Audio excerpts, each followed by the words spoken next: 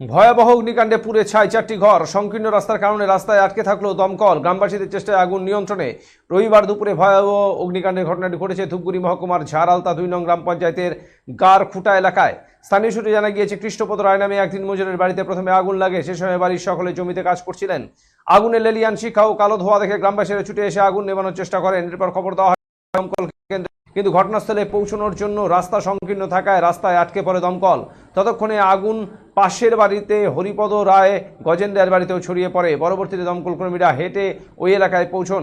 সময়ের ব্যবধানে পুড়ে ছাই হয়ে যায় বাড়ির সর্বস্ব। গ্রামবাসীরা আগুন নিয়ন্ত্রণে আনেন। খবর পেয়ে ঘটনাস্থলে আসে ধূপগুড়ি থানার পুলিশ।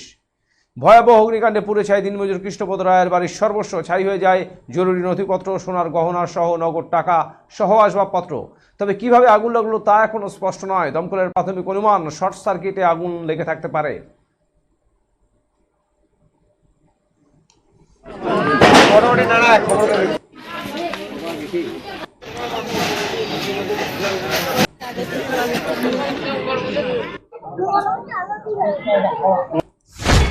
এখন কিভাবে লাগলো আমি তো গেছিলাম কাজে, এখন কিভাবে যে কি হইলো ওইটা আমি তো সঠিক বলতে পারতেছি না।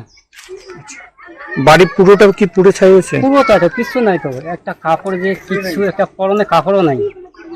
যা টাকা পয়সা কত টাকা ছিল?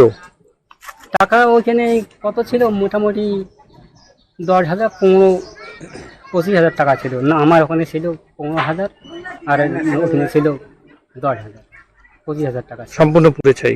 না, আমার তো বিছনার তলে টাকা রাখি, তো আমি তো ব্যাগে রাখি। আচ্ছা, সবসময় আমার বিছনার তলে টাকা রাখি, ব্যাগে রাখি। আপনি শ্রমিকের কাজ করেন? হ্যাঁ, শ্রমিক কাজ করি। আর বাড়িতে কে কে রয়েছে? বাড়িতে আমরা কাজে গেছিলাম, মনে করো আমার মেয়েটাও কাজে গেছিল, আমিও কাজে গেছিলাম। এখন ওই ছোট মেয়েটা আর নাতিটা ছিল।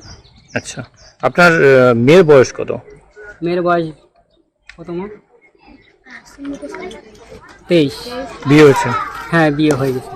আচ্ছা, ওনারা খেতে ছিল, খেতে কাজে ব্যস্ত ছিল। কি পরিস্থিতি এখন?